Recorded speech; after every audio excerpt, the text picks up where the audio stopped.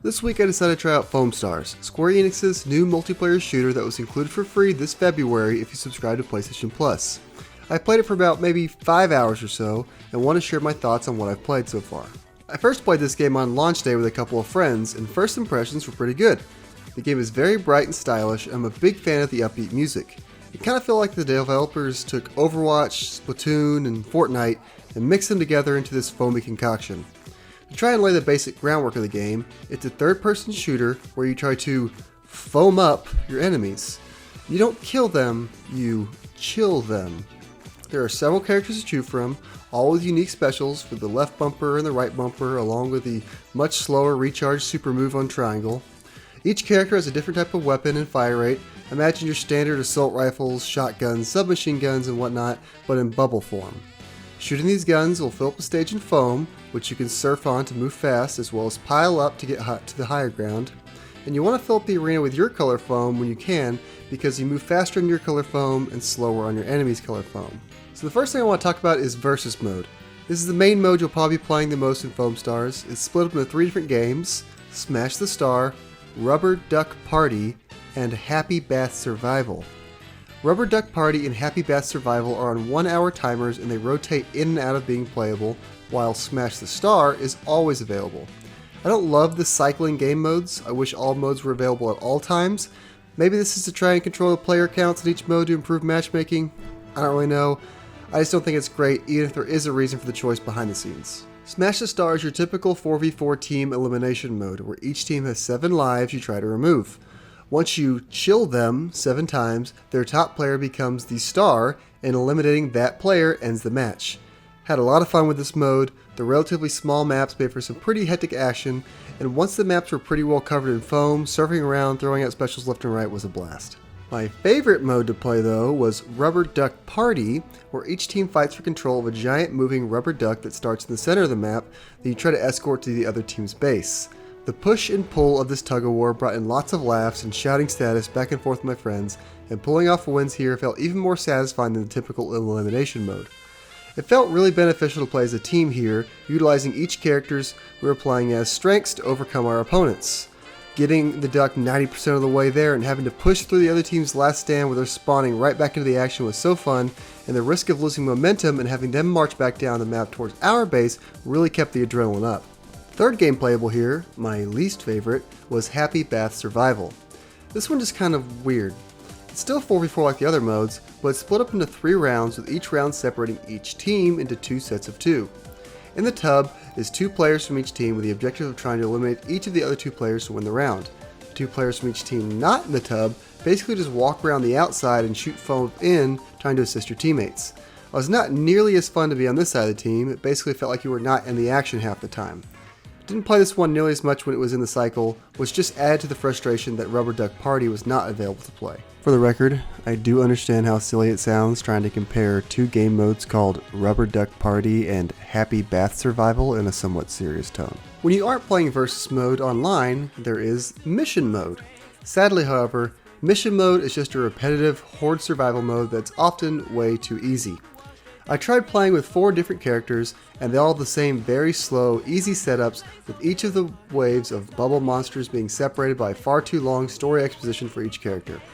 I finished a couple character stories, and their third and final mission was not much more engaging or difficult than the first. So the question is, why would you even play this mode?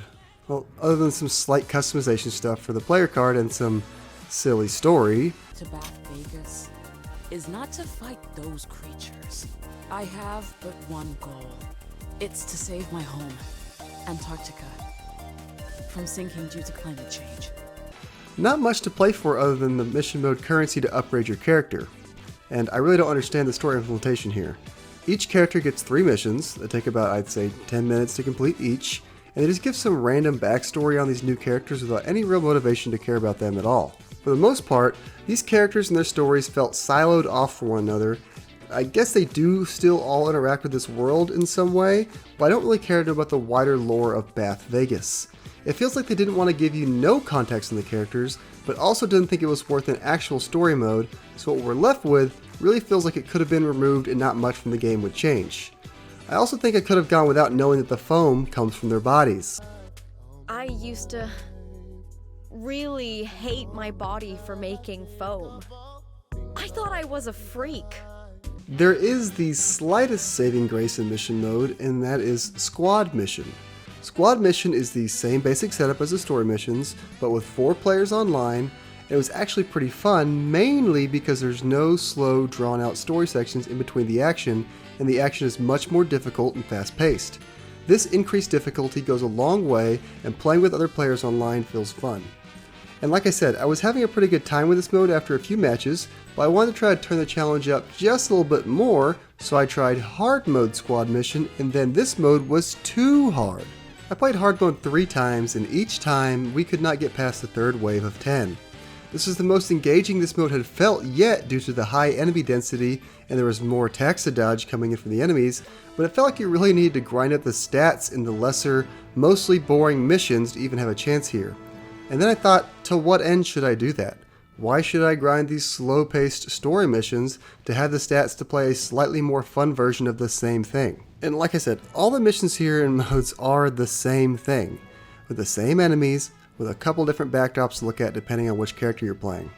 Overall, I think mission mode is pretty disappointing and not really worth your time. Even playing with friends, I doubt the repetitive nature of this mode can compare to the inherent dynamic nature of playing against other real humans online. There is a season pass for Foamstars, and it's pretty affordable. It's a free game, so I have no problem with them asking for $6, but some of the other cosmetics are absurdly priced.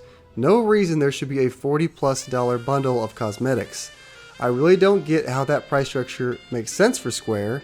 I think it would make more sense to make the reasonably priced $6 Battle Pass more enticing and work on some extra content to help keep people in buying that Season Pass, and sure, maybe the occasional standalone skin for my main character for $8 or whatever, but this game isn't Fortnite, and it's not going to work trying to act like it is. $40 cosmetic bundles is a laughable price. I think there is still some fun to be had with Foamstars, and I think if Square sticks with the game, it could be a pretty solid multiplayer experience. But as it currently sits, most of the game is not very enticing.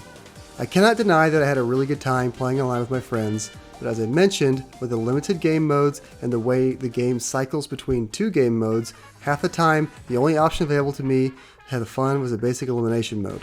The mission mode felt very underbaked, with each mission, single player or online, following the exact same structure of defending a target against slow waves of enemies. I want this game to improve, I hope it does improve, but as it sits now, I'm not foaming at the mouth to play any more of it. Thanks for watching. If you like this video and feel nice enough to leave a like or subscribe, that would be much appreciated. I try to post a video a week along with shorts and a weekly stream if you're interested in checking out some of the other videos. If you have any thoughts on the video and want to leave a comment, I try to respond to everybody. That all being said, thanks again for watching, and see you next time.